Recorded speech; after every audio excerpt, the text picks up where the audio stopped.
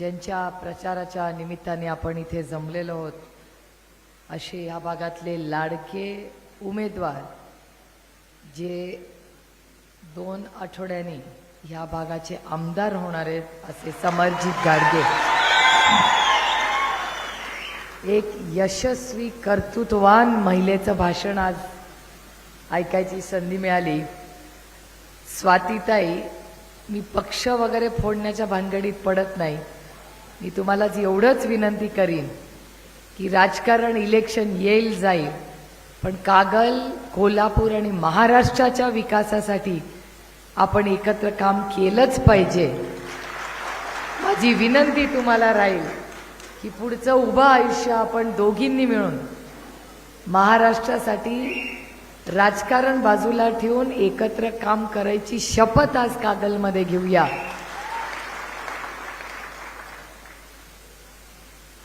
Mrs Navodita ज्या इंग्रजीमध्ये शिकल्या, ग्वालियरमध्ये फक्त हिंदी बोलल्या, पण अतिशय उत्तम मराठी भाषण त्यांनी केलं. त्यांचं मी मनापासून कौतुक करते. श्रेयाताई, अश्विनीताई,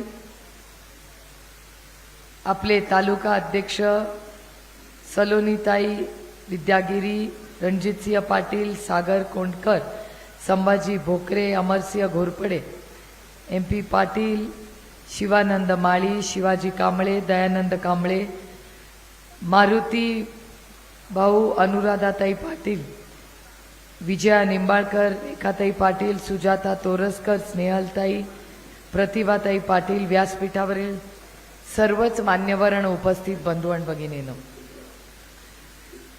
1:30 वाजलेला आहे. 3 वाजेपर्यंत दोन्ही आघाडी आणि युती याच्यामध्ये सगळे कधी बंडखोर कधीतरी इच्छुक असे असणाऱ्या सगळ्या आपल्या सहकार्यांना बोलून आम्ही विनंती करतोय. ह्या म्हणून मी इतका वेळ फोनवर होते, पण फोनवर असले तरी कान एका बाजूनी चालू होता. तुम्ही केलेली भाषणं, प्रत्येक महिलेचं भाषण, याच्यामध्ये एक खरेपणा जो होता, आणि म्हणून या शाहू महाराजांच्या भूमीमध्ये आज येताना छत्रपती शिवाजी महाराज, शाहू फुले आंबेडकरांच्या विचाराचा हे कागल, या कागलच्या स्वाभिमानी जनतेच्या समोर मी मनापासून नतमस्तक होऊन आभार मानते की आदरणीय पवार साहेब दिल तो उमेदवाराला निवडून द्यायचा जो शब्द तुम्ही दिलेला आहे, आणि गेले 6 वेळा आदरणीय पवार साहेबांवर प्रेम करणारा, विश्वास करणारा उमेदवार एका विश्वासाच्या नात्याने जो तुमच्या समोर दिलेला आहे, त्याला निष्ठेने आणि विश्वासाने मतदान करणाऱ्या या कागलच्या भूमीचे मी मनपूर्वक आभार मानते. कारण का जितक्या वेळा आपण सत्तेमध्ये आलो तितक्या वेळा कागलला लाल दिवा द्यायचं काम हे आदरणीय पवार साहेबांनी केलेलं. काय गडबड झाली देवालाच ठाऊक. आजकाल म्हणतात ना, जमाना खराब आहे. खरंच जमाना खराब झालाय. जे आपले होते, ज्यांच्या बरोबर आयुष्यातली सगळी सुख दुःख आपण गेलवली, ते आज परके होऊन बसलेत. आणि परके असण्याचं काम काय, तर दिल्लीच्या अदृश्य शक्तीची भीती. मगाशी ताईंनी एका भाषणात त्यांचा उल्लेख तुम्ही केला. श्रमलेल्या बापासाठी लेक नारळाचं पाणी, लढणाऱ्या लेकीसाठी बाप बुलंद कहाणी. हे जेव्हा कविता लिहिली होती ना, त्याला 10 वर्ष झाली. कुणाच्या ध्यानी मनी नव्हतं. एका औरंगाबादच्या कवीने, मी जेव्हा स्त्री भ्रूण हत्येसाठी लढत होते ना, तेव्हा ही कविता लिहिली. मला काय माहिती होता हा दिवस माझ्या आयुष्यात येईल. कारण का एक तर माझा स्वभाव लढाऊ नव्हता, अनेक लोक माझ्याबद्दल बोलतात की सोन्याचा चमचा घेऊन मी जन्माला आले. हो, माझं भाग्य, माझ्या पांडुरंगाची इच्छा होती की सोन्याचा चमचा घेऊन मी जन्माला आले. काही मला त्याच्यात कमीपणा वाटत नाही, कारण का आमच्या सोन्याचा चमचा हा अदृश्य शक्तीच्या ताकदीचा नव्हता. तो शारदाबाई आणि गोविंदराव पवारांच्या आशीर्वादाने मिळालेला आहे. त्याच्यामुळे माझ्यावर जे टीका करतात ना, त्यांना मी विनम्रपणे आठवण करून देते, तो चमचा ना इन्कम टॅक्सचा होता, तो चमचा ना CBIचा होता, ना तो चमचा ईडीचा होता. तो बाई आबा माझ्या आजी आजोबांच्या कष्टाचा चमचा होता, ज्याचा मला सार्थ अभिमान आहे. आणि हाच पुरोगामी विचार आमच्या घरात होता. मी एकुलती एक मुलगी जन्माला आली माझ्या वडिलांना, आणि याच्यात सगळ्यात मोठं योगदान माझ्या वडिलांचं नाही, माझ्या आईचं आहे. कारण का लग्न करताना माझ्या वडिलांनी हुंडा नाही मागितला. पवारांनी एकच अट माझ्या आईला सांगितली की मी लग्न करायला तयार आहे, मुलगी आवडली आहे, पण एकच अट आहे की लोकसंख्या वाढत चालली आहे, जर मूल आलं होत असेल तर आपण दत्तक घेऊ, आणि अगरच असेल तर एकच मूल होईल, मुलगा असू दे किंवा मुलगी. आणि सुप्रिया सुळेचा जन्म झाला. हो, लाडात वाढले, हो, का नाही मुलं? आणि काय चूक त्याच्यात लाडात वाढले असेल? कुणाला वाटतंय पोरगी लाडात वाढू नये? आपण पण आपल्या लेकींना लाडातच वाढतो की नाही? कुठली आई आहे इथे ती म्हणेल, आणि लाडकी लेक कशाला? आपला लेक नुसती मुलगी नाही, आपला मुलगाही लाडकाच असतो. मुलाची मोटरसायकल आली ना घरी की एक धडका वाजतच ना, पोरग घरी आलं. खरंय की नाही? ज्याला मुलगा आहे त्यांनी मान्य करावं की कुठल्याही आईमल लेक लाडकी असतेच, पण तिचा मुलगाही तिला तेवढाच लाडका असतो. असं काही नसतं, आईला दोन्ही मुलं समानच असतात, पण लेक वडिलांची लाडकी असते आणि मुलगा हा आईचा लाडका असतो. मी म्हणत नाही, ती बाईच माझ्या आधी भाषण पुढं करते. काय तुमचं नाव? तुमचं नाव काय? हसीनाताई माझ्या आधीच भाषण करतायत माझं. मी बोलायच्या आधीच म्हणते, हो लेक लाडका असतो आईचा. मी नाही सांगणार तुमच्या मुलीला तुम्ही काय बोलला ते, पण ही एक नैसर्गिक गोष्ट असते. आणि प्रेमाने गुणागोविंदाने कुटुंब मोठं होतं. आपल्यावरचे संस्कार असतात की घरातले करते पुरुष करत असतात, आपण राजी खुशी मागे असतो. त्याच्यात आपल्या काही मनात नसते की तो पुढे का मी मागे. अरे घरातले पुरुष करतायत, बाकीचं आपण करू ना, काय हरकत आहे? आणि मी पक्षाकडे काय मागितलं होतं? 18 वर्ष मी खासदार आहे. 18 वर्षात एकच गोष्ट पक्षाकडे मागितली की एक लोकसभेचं तिकीट. हे सोडून मी पक्षात कोणाला काहीही मागितलेलं नाही, आणि मी हिशोब करायला आले पण नाही. सत्ता आली, तुमचे आशीर्वाद होते. 15 वर्ष महाविकास आपली काँग्रेस बरोबरची सत्ता झाली. त्यानंतर विरोधात बसलो, त्यानंतर महाविकास आघाडीची सत्ता आली. काही लोक असे होते, कुठलंही सरकार असू दे, पण आदरणीय पवार साहेबांच्या विचाराच्या सरकारमध्ये कागलचा नेहमीच मान सन्मान झालेला आहे पहिल्या लिस्टमध्ये. मला आश्चर्य वाटलं, पत्रकार बसले तिथे. मला खरं खोटं माहिती नाही, मी ऐकलेलं नाही, मी एरवी भाषण असं करत नाही, पण मला अस्वस्थता वाटली. मगाशी एका पत्रकाराने मला प्रश्न विचारला कोल्हापूरमध्ये की काही लोक असं म्हणतात मी गुरु दक्षिणा देऊन आलेलो आहे. खरं आहे का? पत्रकारांनो, खरं आहे का तो प्रश्न? असं मला कोल्हापूरच्या एका पत्रकाराने विचारलं. बरोबर आहे? तुम्ही होता त्या? असं पत्रकारांनी कोल्हापूरच्या मला विचारले, माझं नाही. मला अतिशय विनम्रपणे विचारायचं आहे, कुठली गुरुदक्षिणा दिली? 40ची लिस्ट बनवायची दिली?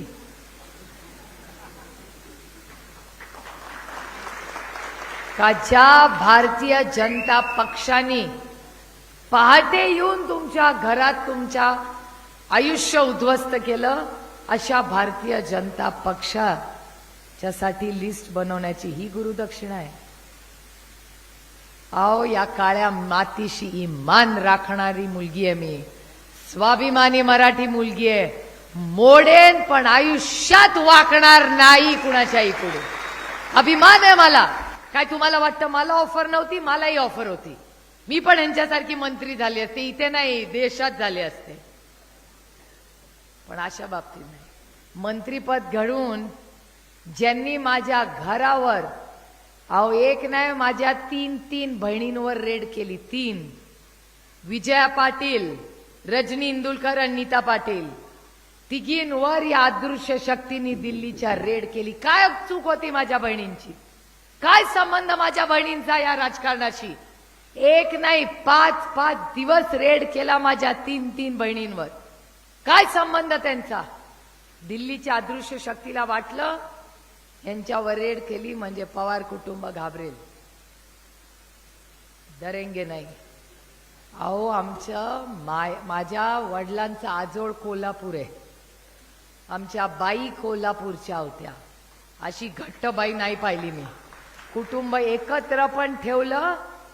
आणि आमच्या सरोज आत्या ज्या इथे राहतात, माई आत्या आम्ही म्हणतो, एनडी पाटलांच्या मिसेस, त्यांनी एक भाषण कोल्हापूरमध्येच केलंय, मीडियाच्या समोर केलं होतं की आमच्या बाईंनी आम्हाला रडायला नाही शिकवलं, आमच्या बाईंनी आम्हाला लढायला शिकवलं.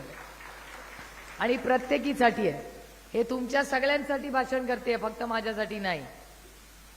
आयुष्यात घात होतात लोक, का त्यांचे निर्णय घेतात मला माहिती नाही. पण एक म्हणते समजित, कदाचित तुम्हाला या माझ्या भाषणातला हा भाग आवडणार नाही, पण एक तुम्हाला सांगते, अतिशय विनम्रपणे सांगते, मला मुश्रीफ साहेबांच्या बायकोचं, भाभींचं फार कौतुक वाटतं. पुरुषांचं मला माहिती नाही, पण आमची भाभी तिथे लढली त्या ईडी आणि सीबीआयची आणि म्हणाली जोपर्यंत घरात माझ्या नातवंडांना दूध येत नाही ना तोपर्यंत तुम्हाला आत जाऊ देणार नाही.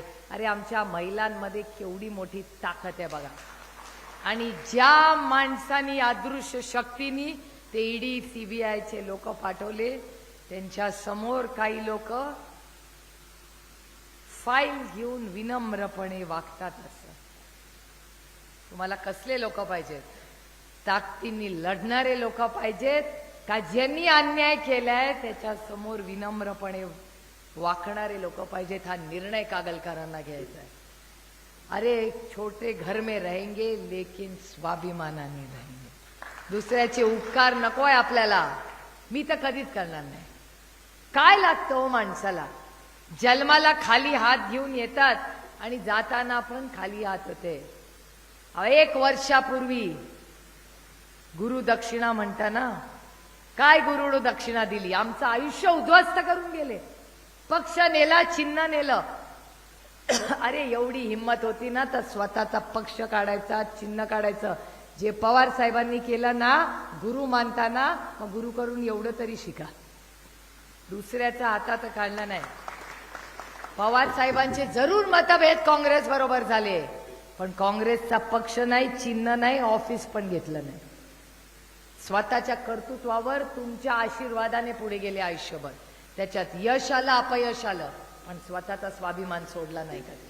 म्हणून आजही महाराष्ट्राच्या, भारताच्या मध्ये जेव्हा जेव्हा राजकारणाचा इतिहास लिहिला जाईल, आदरणीय पवार साहेबांचं, माझे वडील म्हणून म्हणत नाही पण सुवर्ण अक्षरात त्यांचं नाव लिहिलेलं जाईल. याचं कारण असं, माणूस स्वाभिमानाने उभे राहिला.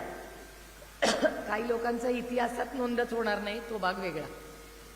मंजुषीताई बसल्यात, इतिहासकारक आहेत. इतिहासामध्ये जे लढत नाहीत ह्यांचा कधी इतिहास लिहिला जातो का? जे झुकतात त्यांचा कधी इतिहास लिहिला जातो का? हे दुर्दैव आहे की कागल हा एक स्वाभिमानी मतदारसंघ आहे. तो आदरणीय पवार साहेबांबरोबर उभा राहिला. तसा समरजित भाऊ तुमच्या बरोबर ही हे स्वाभिमानी लोक स्वाभिमानासाठी लढणार. आता तुम्ही विचाराल की आधी तर समरजित गाडगे तिकडे होते, असं काय झालं? मी स्पष्टपणे सांगते तुम्हाला, आणि तुम्ही त्यांनाही विचारू शकता. माझा अनेक वर्ष पक्ष एक असताना पण समरजित गाडगेंवर माझं बारीक लक्ष होतं. कारण का मला स्वतःला वाटत होतं की ठीक आहे, ते ज्येष्ठ आहेत, एक नवीन पिढी काहीतरी करू पाहते, पक्षामध्ये नवीन रक्त हे आलंच पाहिजे. आणि ही वेळ माझ्यावरही कधीतरी येणार आहे. हे भाषण फक्त त्यांच्यासाठी नाही आहे, माझ्या स्वतःसाठी आहे. 5, 10, 15 वर्षांनी कधीतरी मला नवीन पिढीसाठी ती जागा मोकळी केलीच पाहिजे. बदल हा घडलाच पाहिजे. पण हा बदल घडत असताना तो स्वाभिमानाने झाला पाहिजे. लोकांनी आपल्याला ढकलून नाही. समरजित गाडगेंबद्दल मी अनेक वेळा बोललेले. मी समरजित गाडगेंना विचारायचे, समरजित गाडगे जवाब दो. आज मी देवेंद्र फडणवीसांना विचारते, देवेंद्र फडणवीस जवाब दो. जे प्रश्न समरजित गाडगे विचारत होते ना, त्याचं उत्तर कागलकरांना, देवेंद्र फडणवीसांना द्यावंच लागेल. तुम्ही नाही विचारलं तर मी विचारणार आहे. कारण का आम्हाला इमानदार लोक पाहिजे त्याच्यात. मी म्हणत नाही कोणी भ्रष्टाचारी आहे, देवेंद्र फडणवीस म्हणतात. कागलकरांकडे ईडी कधी इतिहासात आली आहे का? आजपर्यंत ईडी आली होती का? कोणी पाठवली ईडी कागलला? भारतीय जनता पक्षाच्या अदृश्य शक्तीने ईडी पाठवली. देशामध्ये कागलकरांचं नाव कोणी खराब केलं? भारतीय जनता पक्षाच्या ईडीनी. देशामध्ये ब्रेकिंग न्यूज, कागल में ईडी गई है. तिथे झालं होतं की नाही आंदोलन, मारामाऱ्या झाल्या होत्या की नाही ईडी बरोबर? मी टीव्हीवर पाहिलेले आहेत. तुम्ही सगळे ना चॅनलवाले, तुम्ही पत्रकारांनी बातमी केली होती की नाही? कागल, काश्मीर टू कन्याकुमारी, पार्लियामेंटमध्ये लोक बच्चा द्यायचे, अरे ये कागल किधर है? मतलब क्यों, क्या हुआ? अरे नहीं, उधर कुछ ईडी का रेड हुआ था, कोई है उसके खिलाफ रेड हुआ था, वहां बहुत लड़ाई हुई थी. काय बोलायचं? आपलं म्हणायचं हमारे कोल्हापूर, अब वो शाहू महाराज का कोल्हापूर उसके पास ही. म्हणलं हा, ईडी बद्दल आता काय कौतुकाने कॉलर टाईट करून म्हणू की हो ईडी आली होती आमच्या कागलला. अहो, शाहू छत्रपतींचा अभिमान फक्त इथे महाराष्ट्रात नाही, या देशामध्ये अभिमान वाटतो आम्हाला शाहू महाराजांबद्दल बोलताना. त्या दिल्लीच्या तख्ताशी लढलेली आमची तारा राणी आणि शाहू महाराज, आणि त्यांच्या शाहू महाराजांच्या कागलमध्ये तुम्ही ईडी येते असं तुम्हाला नाही वाटत कधी? की अरे काय चाललंय? अहो, पैसे पैसे कशाला लागतात हो? मला सांगा मावशी, तुम्ही कशाची कोशिंबीर खाता हो? काकडीचीच खाता ना? दादा तुम्ही कशाची खाता? नाही नाही, कशाची खाता? काकडीची. मी पण काकडीचीच खाते. आता मला सांगा, ते अंबानींच्या घरी काय हिऱ्याची कोशिंबीर खातात का? पैसे पैसे किती लागतात हो? इतके लागतात की तुम्ही कागलचं नाव खराब कराल इतके. ते आम्ही एकत्र आणि वेगळे झाले म्हणून टीका करणार नाही. कधीतरी एका ताटात जेवलोय, ते विसरले असतील, पण माझ्या आईने माझ्यावर संस्कार केलेले आहेत. कुणाचाही एवढं जरी मीठ खाल्लं असेल ना सुप्रिया, आयुष्यभर लक्षात ठेव, कधी काढायची नाही उणीधुणी कुणाची. मी कधी काढत नाही कोणाची उणीधुणी, मी कधी लढलेही नसते. पण एक आहे की आदरणीय पवार साहेबांवर जेव्हा हल्ला हे करतात ना, त्यांनी जर वेगळा पक्ष काढला असता ना तर मी बोलले पण नसते. पण आदरणीय पवार साहेब आणि तुमच्यासारख्या असंख्य लोकांनी आदरणीय पवार साहेबांना साथ दिली, पक्ष मोठा झाला. आदरणीय पवार साहेब तुमच्या आशीर्वादाने केंद्रात मंत्री झाले आणि शाहू महाराजांना त्यांनी केंद्रबिंदू ठेवून राजकारण आणि समाजकारण केलं. जसं शाहू महाराजांनी कर्जमाफी केली, तोच विचारांचा वारसा पुढे घेऊन या राज्यात आणि देशात 70,000 कोटी रुपयाची कर्ज सरसकट कर्जमाफी झाली का नाही? ती काँग्रेस आणि राष्ट्रवादी काँग्रेस पक्षांनी केली, घर बसल्या प्रत्येकाची केली. तेव्हा तेच पवार साहेब तुम्हाला मान्य होते. आता असं काय झालं? असं काय झालं? सगळ्या कागलकरांना माहितीये काय झालं. आज भाषण करतात, मला आश्चर्य वाटतं. भाषा ज्या पद्धतीने भाषा वापरली, मी त्याचं उत्तर देणार नाही, कारण का माझे हे संस्कार नाहीत. कोणी काय भाषण करायचंय, काय शब्द वापरायचे, हा त्यांचा अधिकार आहे. ही लोकशाही आहे. कारण माझा प्रेम आणि आदर जसा शाहू महाराजांना मी केंद्रबिंदू ठेवतो, तसं ह्या राज्यामधला एक आणि देशामधला क्रांतिकारक म्हणजे भारतरत्न डॉक्टर बाबासाहेब आंबेडकर, ज्यांनी आपल्याला या देशात संविधान दिलं. तुम्हालाही एकच मत, तुम्हालाही एकच मत, मलाही एकच मत, आणि अमिताभ बच्चनला पण एकच मत. खरे आहे वास्तव. ही समानतेची भाषा. आज आम्ही सगळ्या महिला बसलेल्या आहोत. एक काळ असा होता माझ्या लहानपणी, मी जेव्हा कोल्हापूरला यायची, या मावशींसारखे सगळे डोक्यावर पदर घेऊन घ्यायचे. आज 9 वारी साडी नाही, 6 वारी साडी, एका कादार पदर. तुम्ही सगळ्याच शिकलेल्या आहेत. ताईंना आता मी विचारलं, त्यांना पण एकच लेक आहे, लेक आर्किटेक्ट आहे. विचार करा, आर्किटेक्ट मुलगी शिकलेली आहे. ही क्रांती झाली ना. जर मला सांगा, क्रांती ज्योती सावित्रीबाई फुले जर शाळेत गेल्या नसत्या तर सुप्रिया सुळे इथे भाषण करू शकली असती का? नाही. हा छत्रपतींचा महाराष्ट्र आहे, शाहू फुले आंबेडकरांचा महाराष्ट्र आहे. प्रत्येकाकडून काहीतरी शिकलेलो आहोत आपण, आणि म्हणून माझ्या समर्जित गाडगेंकडून अपेक्षा आहे. मला आश्चर्य वाटतं त्या भारतीय जनता पक्षाचं, आणि मी त्यांचे आभारी मानते की बरं झालं तुम्ही त्यांच्यावर अन्याय केला. नाहीतर हा बाबा ज्याच्याकडे माझं इतके वर्ष लक्ष असतं, मला काम करायची संधीच मिळाली नसती. कारण का माझी इच्छा आहे की महाराष्ट्रात परिवर्तन झालं पाहिजे, कुठेतरी हा भ्रष्टाचार थांबला पाहिजे हो, आणि तुमच्या हक्काचे पैसे हे तुम्हालाच मिळाले पाहिजेत, आणि तुमचाच विकास झाला पाहिजे. बाद झालं 50 खोके एकदम ओके. लोक म्हणतात 50 खोके एकदम ओके. मी म्हणते no, it is not okay.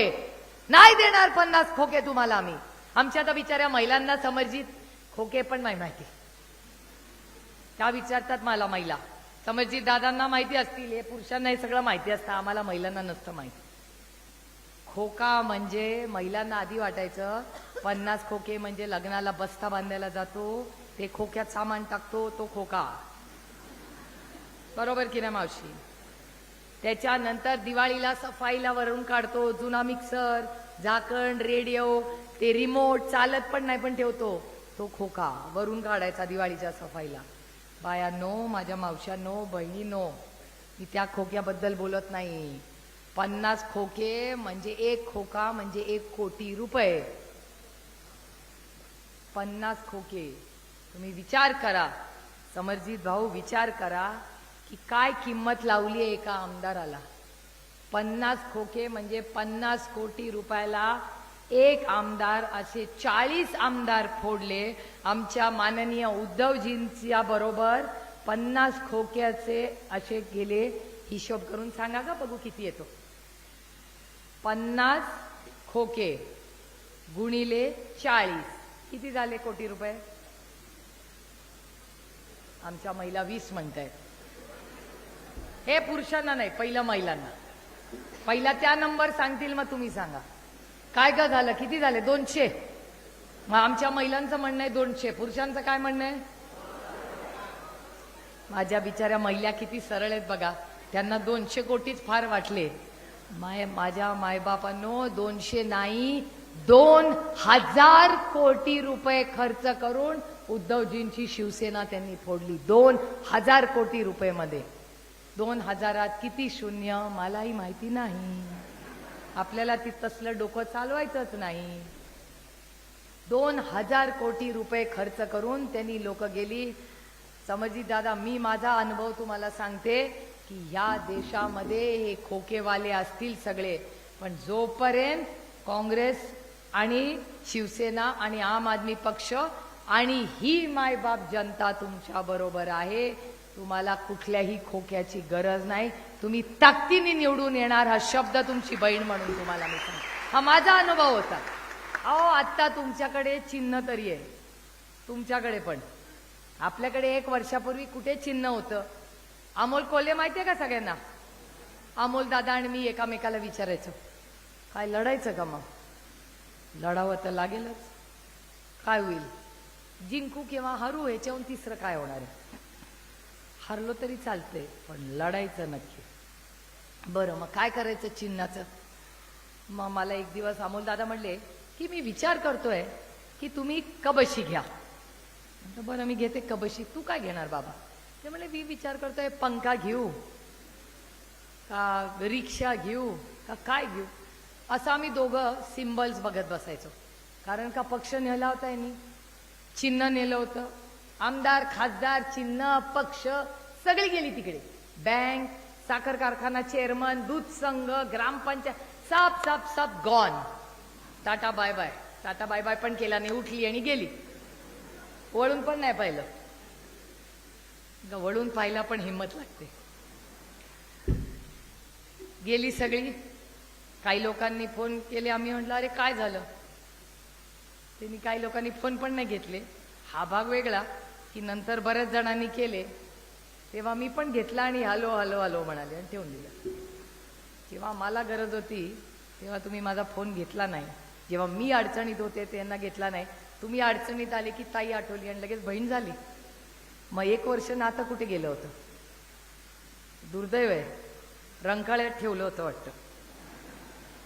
विचार करून सांगा की माझी लढाई ही कुठल्या व्यक्तीशी नाही आहे, माझी लढाई नैतिकतेसाठी आहे. कारण मी अभिमानाने सांगते, मी का बोलू शकते, माझी ईडी सीबीआय इन्कम टॅक्सची पण लढाई नाही. ते बिचारे चांगले आहेत, ईडी इन्कम टॅक्स सीबीआय सगळे चांगले आहेत. प्रॉब्लेम कुणाचा आहे, त्याच्या मागच्या अदृश्य शक्तीचा प्रॉब्लेम आहे. आणि मी अभिमानाने तुम्हाला सांगते, जो डायलॉग मी अनेक वेळा त्यांना म्हणलेले की मला नाही त्यांची भीती वाटत, कारण का सुप्रिया सुले की सबसे बडी ताकद मेरी ईमानदारी आहे. त्याच्यामुळे मला नाही त्या ईडी सीबीआय इन्कम टॅक्सची भीती वाटत. कशाला, काही डरच नाही. आणि आम्ही राजकारणात कशासाठी आलो, मोठी घरं करायला नाही आलो, ना विमानाने फिरायला आलो. मी राजकारणात कशासाठी आले, मी राजकारणात तुमच्या आयुष्यात एक चांगला बदल घडवण्यासाठी आलेले. माझी इच्छा आहे की या राज्यातल्या प्रत्येक महिलेने माझ्यासारखं आयुष्य जगावं. का त्यांनी त्याच्या मुलीच्या लग्नात हुंडा द्यावा. आपल्याकडे करतात का ते जावयाचं जेवण असतं बघा, करतात का आपल्या कागलमध्ये, काय म्हणतात धोंड्याचं जेवण. तुमच्याकडे करतात का धोंड्याचं जेवण, करतात का. आता माझं मत मी सांगते, माझ्या मतदारसंघातही धोंड्याचं जेवण असतं. आता मला माहितीच नव्हतं धोंड्याचं जेवण काय, कारण का ना शिंदे, माझ्या आईचं नाव शिंदे, ना शिंदेंनी कधी शरद पवारांना बोलवलं, ना पवारांनी सदानंद सोळेंना धोंड्याच्या जेवणाला बोलवलं. त्याच्यामुळे मला धोंड्याचं जेवण माहितीच नाही. आपलं इंस्टाग्रामवर रील बघताय का सगळी, मी पण बघते, पण मी 5 मिनिटं बघते हा, नाही तर डोकं फिरायची काम होतं. मी 5 मिनिटं बघते रील. मी बघत होते का आपल्याकडेच एक आमदार होते, ते आता गेले तिकडे भाजपमध्ये. त्यांचं मुलीच्या लग्नाला मी स्वतः गेले होते. आणि सायलेंट करून टाका साईडनी, साईडनी बंद करून. त्याच्यानंतर तुतारी कागलला आल्यावर फारच वाजते. तर मी त्यांना विनंती केली की मी विचारलं, आपण ती सासू आणि सासरे पाय धुवत होते जावयाचे, आपण तर लग्नाला गेलो होतो, परत परत हे रीलमध्ये पाय धुतायत. मला कळे ना की पाय का जावयाचे धुतायत. उतरले आणि कोणाला तरी विचारलं, म्हणलं अरे आपण तर गेलो होतो त्या लग्नाला. ते म्हणले हो ताई गेलो होतो. ते पाय का धुतायत सारखे जावयाचे. ते म्हणले ताई ते ह्याचं जेवण आहे धोंड्याचं. म्हणलं कसलं जेवण आहे.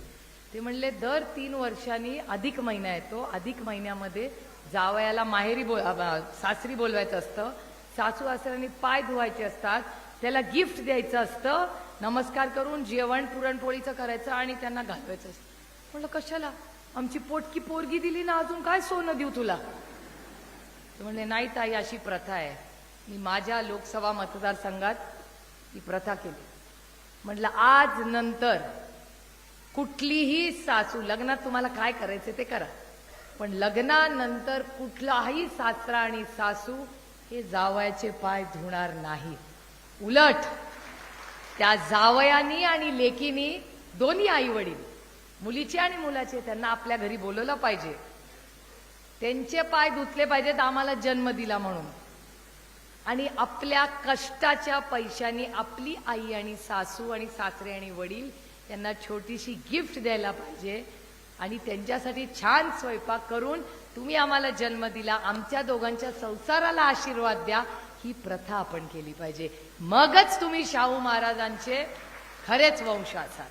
कारण का शाहू महाराजांसारखा मोठा मॉडर्न नेता नाही हो. मी जितकी त्यांच्याबद्दल वाचते तितकी प्रभावित होते. Way ahead of his time. मुलींना शिक्षण, हॉस्टेल, किती गोष्टी शाहू महाराजांनी केल्या हो. कितीही त्या माणसांच्या बद्दल, म्हणजे माझे गुरु आहेत मंजुश्रीताई इथे बसले आहेत, मंजुश्रीताईंचे वडील जयसिंगराव पवार हे माझे गुरु आहेत. शाहू महाराजांबद्दल कितीही वाचलं तरी माझं समाधानच होत नाही. किती मोठा नेता, किती मोठा राजा, किती त्याची दूरदृष्टी हो. या कागलच्या मातीत असे शाहू महाराज होऊन गेले आणि आपण कुठे अडकलो ईडी आणि सीबीआय. आणि कागलकरांचं आणखीन एक गोष्ट आहे, कागल मधली जनता ही स्वाभिमानी आहे. किती लोक येतील जातील, पण जी भाषा आज कागलमध्ये वापरली जाते ती कागलकरांना न शोभणारी आहे.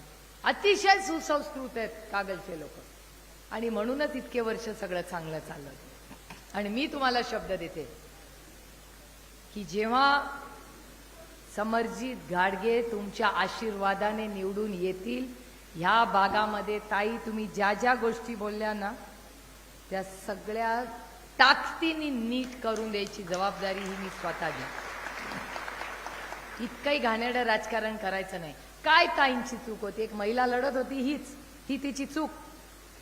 तिचे वडील गेल्यानंतर ह्या माऊलीच्या 15 दिवसाच्या आत ह्यांचा पक्ष फोडला. 15 दिवस हे संस्कार आहेत?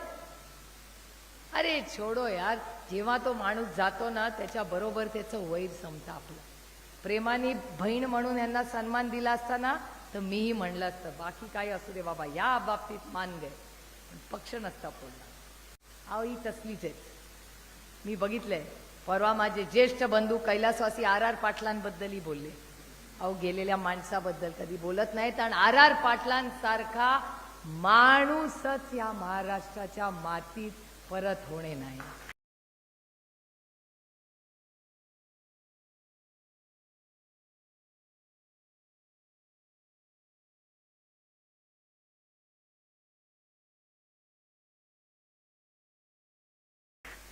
पोलीस यंत्रणा लावून भरती कोणी केली असेल तर ते माझे ज्येष्ठ बंधू आर पाटलांनी केलेली आहे. आर पाटलांबद्दल काय वक्तव्य केलं, आणि आमच्या रोहित बद्दल. अहो रोहित 25 वर्षाचा मुलगा आहे. पहिल्यांदा इलेक्शन निवडून येतोय आणि विरोधकांकडे काही बोलायला नाही म्हणून म्हणतात पैसे वाटतोय. तर यांच्याकडे काहीच बोलायला लागत नाही. पैसे वाटायचं डिपार्टमेंट तुमच्याकडे. आणि मला प्रश्न विचारायचा आहे भारतीय जनता पक्षाला, नोटबंदी तुम्हीच केली होती ना, मग पैसे कुठून आले हो? बरोबर आहे की नाही? नोटबंदी केली की नाही भारतीय जनता पक्षाने? आणि मी तुम्हाला शब्द देते माझ्या चॅलेंज आरोप करणाऱ्यांना की रोहित आर पाटील हा आयुष्यात कधीही चुकीचं काम करणार नाही, कारण तो सुमन वहिनींचा आणि आबाचा लेक आहे, त्याची गॅरंटी मी घेते. का गलिच्छ राजकारण आणि इतक्या वयाच्या मोठ्या माणसांनी करावं? 25 वर्षाच्या मुलाच्या वर आपण तुम्ही सगळे करताय. मला चिठ्ठी आली आहे, भाषण संपवायची नाही हा. विरोधक पवार साहेबांच्या नावावर आजही मतं मागत आहेत. हे दुर्दैव आहे की विरोधकांना दुसरं सांगण्यासारखं काहीच नाही आहे, आणि ज्यांच्याकडे तुम्ही फाईल घेऊन वाकून नमस्कार करता त्यांचा फोटो लावा ना मतं मागायला. उष्णा नाही चालणार. आणि पवार साहेबांचं नाव घेऊन तर मतं मी मागूच देणार नाही. पवार साहेबांचं नाव जर वापरायचं असेल तर दिल्ली में झुकना मना है. जो दिल्लीच्या तख्तासमोर झुकेल त्याला पवार साहेबांचं नाव किंवा फोटो वापरायचा अधिकार नाही. तुम्ही मान सन्मान करा. मी मान सन्मान द्यायला माझं काही म्हणत नाही. दिल्ली मोठा भाऊ आहे, जरूर मान सन्मान करा. पण एक तुम्हाला सांगते, बाकी काही असू दे, जर माझ्या घरी रेड झाली असती ना, मी त्या माणसाच्या समोर फाईल घेऊन नमस्कार कधी केला नसता. एक वेळ राजकारण सोडलं असतं, पण माझा स्वाभिमान घाण टाकला नसता दुसऱ्या दिल्लीच्या तख्तासमोर.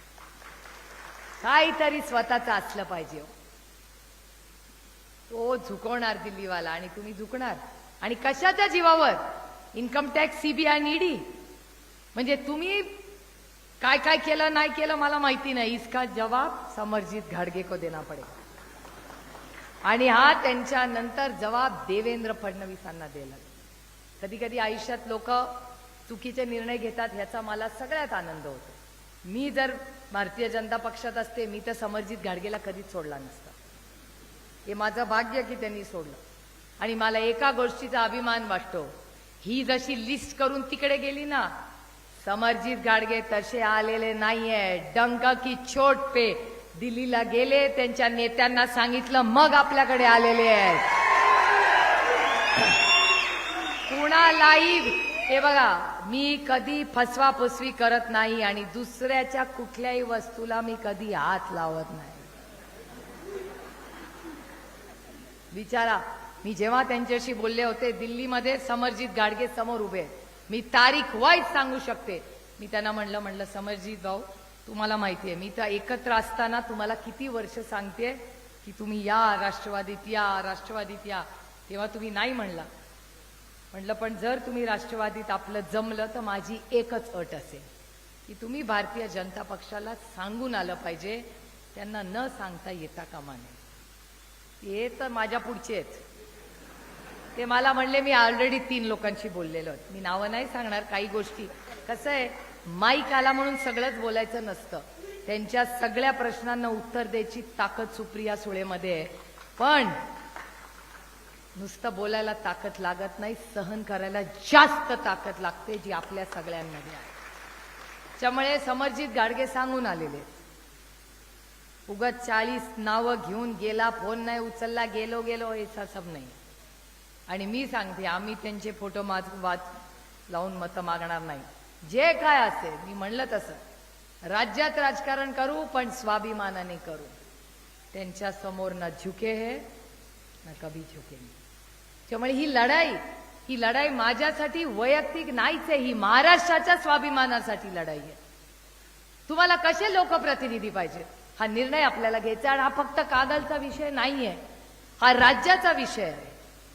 तुम्ही महिलींना, आमच्या बहिणींच्या प्रेमाचं नातंच त्यांना कळलं नाही.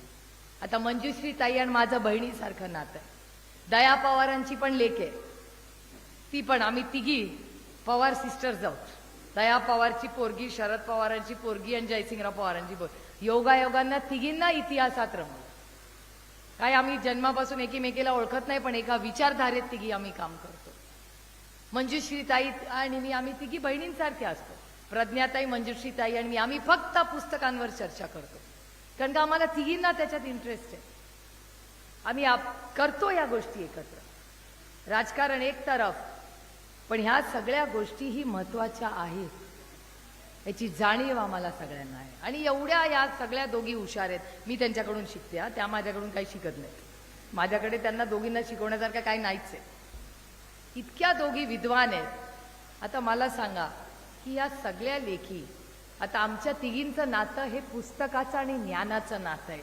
त्याला पैशाची किंमत तुम्ही करोडो रुपये लावले तरी आमच्या तिघींच्या नात्याला तुम्ही किंमत लावू शकत नाही, कारण का ते ज्ञानाचं नातं आहे. आणि यांनी काय केलं, बहीण भावांच्या नात्याला 1500 रुपयाचा टॅग लावून ठेवला. लाडकी बहीण 1500 रुपये. अहो, यांना बहिणीचं प्रेमच कळलं नाही.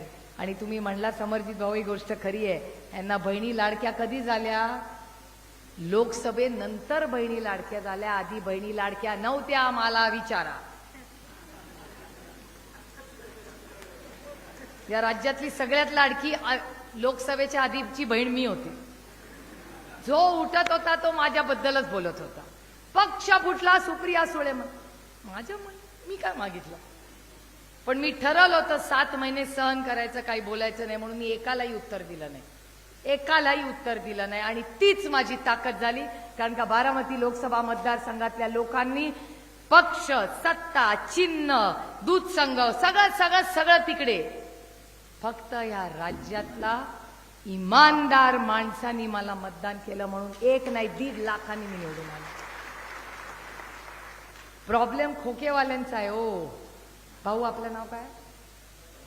मग यांचं पण नाव संभाजीच. वाह, संभाजी भाऊंचं मी तुम्हाला सांगते, संभाजी भाऊ, सेना जेवढी माझ्यासाठी पडली, जेवढी काँग्रेस पळाली, मी नेहमी सगळ्यांना सांगते की आज नंतर जेव्हा जेव्हा काँग्रेस आणि शिवसेनेचा कॅन्डिडेट असेल त्याच्यासाठी तुम्ही पडला, त्याच्यापेक्षा गुंजभर जास्ती पडण्याचा प्रयत्न इथला बसलेला प्रत्येक कार्यकर्ता तुमच्यासाठी करेल. त्या सगळ्या संघर्षाच्या काळात ज्या पद्धतीने उद्धवजी आणि काँग्रेस आमच्यावर उभी राहिली, तुमचा कार्यकर्ता उभा राहिला, हे आम्ही आयुष्यभर विसरणार नाही. आणि 1500 रुपये आम्ही आमच्या नात्याला, संभाजी भाऊंच्या नात्याला आम्ही नाही पैसे लावले. ह्यांना नातच कळलं नाही, हाच तो प्रॉब्लेम आहे. यांनी व्यवसाय केला नात्यामध्ये. माझा आग्रह आहे की नात्यात व्यवसाय आणू नका आणि व्यवसायात नातं आणि प्रेम आणू नका. दुकानात जा, पैसे द्या, खूप महागाई झालेली याची जाणीव मला आहे, पण नात्यामध्ये लाडकी बहीण करायला 1500 रुपये. अरे बहिणीला कधीतरी विचारून बघावं, तिला 1500 रुपये भावाकडून नको असतात. तिचं एवढंच म्हणणं असतं की माहेरी गेल्यावर आमच्या वहिनीने आमच्यावर प्रेम करावं, रात्री भावाबरोबर गप्पा मारत लहानपणाच्या सुखदुःखाच्या गोष्टी आठवाव्या, लहानपणी खेळलेलो, एकामेकाच्या पुस्तकाचं काय फाडलं होतं, भांडण झालं होतं, त्या गोड आठवणी कराव्या. आणि आईनी शिकवलेल्या लाडूच्या पद्धतीने भावाने एक लाडूचा तुकडा खावा आणि म्हणावं, तुझी लाडू ना अगदी आईसारखे लागतं. ह्याच्यापेक्षा बहिणीला काय हवं असतं? अहो, तुम्ही योजना दिली, त्याची जाहिरात जास्त केली. काँग्रेस पक्षाने संजय गांधी निराधार योजनेची जाहिरात केली म्हणून रोज प्रत्येक महिलेला जाऊन सांगितलं का की बाई तुझा नवरा नाहीये, तू एकल आहे, मी तुझ्या पैसे देतो? कधीच नाही. ती एकल महिलेच्या सुखदुःखात आम्ही होतो. ती एकल महिला आहे, तिला आधार द्यायचं काम होतं. आमचं भाग्य की आम्हाला हे करता आलं. म्हणून करोडो रुपये खर्च करून जाहिराती नाही केल्या राख्यांच्या. आणि 1500 रुपये, अहो बायका म्हणतात 1500 रुपये नको तुमचे, 2000 आम्ही देतो, पण आमच्या लेखी सुरक्षित ठेवा. मी तुम्हाला शब्द देते, महाविकास आघाडीचं सरकार आल्यावर महाराष्ट्रात तुमची प्रवीण भाभी, तुमचा लेख पण, फक्त तुमच्या लेकीची नाही, तुमच्या लेकाची पण जबाबदारी घेते. पण ह्या राज्यामध्ये लेक मुलगा असू दे किंवा मुलगी, तो घराच्या बाहेर किंवा ती घराच्या बाहेर गेल्यावर त्याच्या सुरक्षिततेची जबाबदारी महाविकास आघाडी घेईल. हे माझं भाषण रेकॉर्ड करून ठेवा. आता तुम्ही म्हणाल कसं करणार? आर.आर. आबा जेव्हा गृहमंत्री होता तेव्हा होतं की नाही, भीती वाटायची का? मग आर.आर. आबा जर गृहमंत्री म्हणून हे करू शकत होते तर आपण परत का नाही करू शकत ते? अहो, आमच्या पुण्यामध्ये तर बंदुकी घेऊन लोक फिरतात. माझ्या पुण्यामध्ये सामूहिक बलात्कार झाला, काय दुःख झालं असेल मला विचार करा. बारामती लोकसभा मतदारसंघ एक पुरोगामी विचाराचा प्रगतिशील मतदारसंघ म्हणून मतदारसंघाची ओळख आहे. तिथे एका लेकीचा सामूहिक बलात्कार होतो. 15 दिवस माणूस सापडत नाही. आपल्या लेकींची जबाबदारी आपली नाही. त्यांना काय वाटतं, नाता आणि बायका असं तुम्ही पैसे देऊन मत विकत घ्याल आमच्याकडून? नाही मत देणार आम्ही तुम्हाला. तुम्ही मनापासून पारदर्शकपणे आला असताना तर ही स्कीम काढली नसती तरी आम्ही तुम्हाला दिलं असतं. जर तुम्ही हमी भाव आमच्या शेतकऱ्यांना दिला असताना, आमच्या सोयाबीनला कपासाला भाव दिला असताना तर आम्ही तुम्हाला मतं दिली असती. आमच्या या भगिनीचं घर फोडलं नसतं ना तर एक वेळ दिलं असतं. पण इतकं चुकीची कामं यायचं. माझी वैयक्तिक भारतीय जनता पक्षाची कुठली लढाई नाही, माझी नैतिकतेची लढाई आहे. तुम्ही घर फोडता, पक्ष फोडता, हमी भाव देत नाही. बलात्कार झाल्यावर बदलापूरच्या लोकांनी जेव्हा आंदोलन केलं ना तेव्हा यांना आठवलं. आणि या राज्याचा गृहमंत्री बंदूक घेऊन म्हणतो मी बदला घेतला. तुम्हाला असं बघायचंय, तुमचे लेख बघायचे? या राज्याच्या गृहमंत्र्यांनी बंदूक घेऊन फोटो टाकावा. ओ, बदला नाही चालणार. हे राज्य बंदुकीनी नाही चालणार. भारतरत्न डॉक्टर बाबासाहेब आंबेडकरांच्या संविधानाने देश चालणार आणि त्याच्यासाठी जे काय करायला लागेल ते आम्ही करू. त्यामुळे पुढचे 15 दिवस आहे, रात्र वैऱ्याची आहे. येतील, स्वागत करा. ओवाळा, देतील ते घ्या. देतील म्हणजे आशीर्वाद. तुम्ही काय अर्थ काढला मला माहिती नाही. तुम्ही काय, मी आशीर्वादाचं म्हणत होतो. तुम्ही काय बोलला मला माहिती नाही. का हसताय का? हो, काय कागलचा जोक आहे का काय? ओवाळा, सगळं करायचं. अतिथी देवो भव. पाहुण्याचं स्वागत झालंच पाहिजे. आणि ज्यांच्याकडे जास्त असतं त्यांनी दिलं तर काय त्यांच्याकडे कमी होत नाही. बरोबर आहे? त्याच्यामुळे देतील ते सगळं घ्या. म्हणजे मसाला, तेल, पाणी, मीठ असं. म्हणजे मी आता, तुम्ही का हसताय मला माहिती नाही बाई. इनका तू आहे ह्याचा इलेक्शनवाला आहे ना, तू नीट रेकॉर्ड करा, नाही तर कोणीतरी काहीतरी उलट सुलट बोलायचं, मला नोटीस यायची. काय चुकीचं बोलले का मी? जे देतील म्हणजे डाळ, एखादी मिठाई, गोड डब्बा असा येतो ना, पेढा, आपला पेढा वगैरे चांगला असतो आपला. जे देतील ते घ्यावे. ऐकायचं जनाचं, आणि सत्याची बाजू कधीही सोडायची नाही. समरजीत भाऊ, सत्य परेशान हो सकता है लेकिन पराजित नहीं हो सकता. हे इलेक्शन तुम्ही फक्त इमानदार आहात आणि सत्यवचनी आहात म्हणून तुम्ही लढणार आहात. आणि माझ्या तुमच्याकडून खूप अपेक्षा आहेत. माझ्या समरजीत घाटगेंकडून खूप अपेक्षा आहेत. माझी इच्छा आहे की हे एक तर माझी तुम्हाला एक विनंती आहे, होणार नाही पण माझी अट आहे, आधीच अट घालते की आज नंतर निवडून आल्यावर जितके वर्ष तुम्ही आमदार असाल मला शब्द द्या की कागलवर इन्कम टॅक्स, सीबीआय आणि ईडीची कधीही वेळ येणार नाही. हा शब्द तुम्ही आम्हाला द्या. कागलमध्ये नो आईस. आईस म्हणजे काय बाळा? बर्फ नाही. ICE आईस म्हणजे बर्फ, गुऱ्हाळात असतो ना उसाच्या रसवाला, तो आईस नाही. आईस म्हणजे I for income tax, C for CBI आणि E फॉर. मावशी मला खरं सांगा, ईडी आधी माहिती होती का? कागलमध्ये एंट्री दिल्यापासून ईडी कळली की नाही? इतके वर्ष आहे. मी वय नाही विचारणार, बायकांना वय विचारायचं नसतं, पण ईडी आधी माहिती होती का? त्याच्यामुळे माझी एकच अट आणि हात जोडून विनंती आहे की समरजीत घाटगे तुम्ही निवडून येणारच आहात, पण एक बहीण म्हणून मला कागल बद्दल प्रचंड प्रेम आणि आदर आहे. कारण का आमच्या सगळ्या संघर्षाच्या काळात हीच कागलची मायबाप जनता आदरणीय पवार साहेबांवर उभी राहिली. पवार साहेबांनी विश्वासाच्या नात्याने लाल दिवा दिला. हे तुमच्यावरचं प्रेम आपलं नातं होतं. पण आज नंतर जोपर्यंत माझ्या श्वासात श्वास आहे, तुमच्या बहिणीला शब्द द्या की आईस, इन्कम टॅक्स, सीबीआय, ईडी ही कागलमध्ये कधीही येणार नाही. कोल्हापूर पासून हद्दपार करायची जबाबदारी तुमच्यावर. अहो, चांगले लोक निवडून आले पाहिजे. हा बदल झाला पाहिजे. खड्डे में रस्ता, रस्ते में खड्डा नहीं चलेगा. खड्डे में रस्ता, रस्ते चांगले झालेच पाहिजेत. प्रत्येक शाळेमध्ये शिक्षक असलाच पाहिजे आणि माझ्या या महिला भगिनींना औषध वेळेवर मिळालंच पाहिजे. ही सगळी जबाबदारी तुम्हाला घ्यायला लागेल. आणि आमच्या या पण बहिणीची, आमची कर्तृत्वाने बहीण, तिला काय नकोय तुमच्याकडून? तिला फक्त तिचा विश्वासघात करू नका कोणी, एवढीच विनंती. लढाऊ आहे ती. ताई, तुम्हाला अभिमान वाटायला पाहिजे, एवढी घट्ट लेक तुम्ही जन्माला. आणि वडिलांचा पुढचा वारसा ती काय कर्तृत्वाने चालवते. मी शब्द तुम्हाला देते, अरे राजनीती चलती रहेगी. माझं नेहमी म्हणते, रिश्ते मायने रखते हो. सरकार येतील आणि जातील, पैसे येतील जातील, यश अपयश सगळं येत जाईल, शेवटी नातीच लागतात. आनंदाचा दिवस असेल किंवा दुःखाचा, तेव्हा नातीच लागतात. आणि ह्या नात्याची आणि कागलकरांची आणि समरजीत घाटगेंच्या, तुमच्या सगळ्यांच्या आशीर्वादाने एक नवीन नात्याची आज सुरुवात आहे. समरजीत पर्व आपल्याला इथून सुरू करून या भागाचा सर्वांगीण विकास पारदर्शकपणे आपल्याला करायचा आहे. तुमच्या या भावाला तुतारी वाजवणारा माणूस.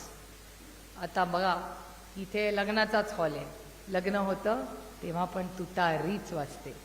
कारखान्याला जेव्हा ऊस टाकतात तेव्हा पण तुतारीच वाजते. नवीन जेव्हा कुठलंही दुकान, मोबीचं शॉपी आपण काढतो तेव्हा पण तुतारीच वाजते. आणि जेव्हा छत्रपती शिवाजी महाराजांनी युद्ध पुकारलं तेव्हा पण तुतारीच वाजली होती. त्यामुळे ही तुतारी आणि नांदी भ्रष्टाचार मुक्त कागल करण्यासाठी आहे. बेरोजगारी, महागाई आणि भ्रष्टाचार या सगळ्या प्रश्नांच्या मध्ये तुम्हाला अधिकार देण्यासाठी, तुमच्या सुरक्षिततेसाठी, तुमच्या सगळ्यांच्या घामाला किंमत आणि मान सन्मान देण्यासाठी ही लढाई. त्यामुळे या लढाईमध्ये विनम्रपणे आपल्याला हात जोडून विनंती करते की तुतारी वाजवणारा माणूस याच्या शेजारचं बटन दाबून समरजीत घाटगेंना, स्वाभिमानी कागलच्या मायबाप जनतेने तुमची सेवा करण्याची संधी द्या. एवढीच विनम्र विनंती करून आपली रजा घेते.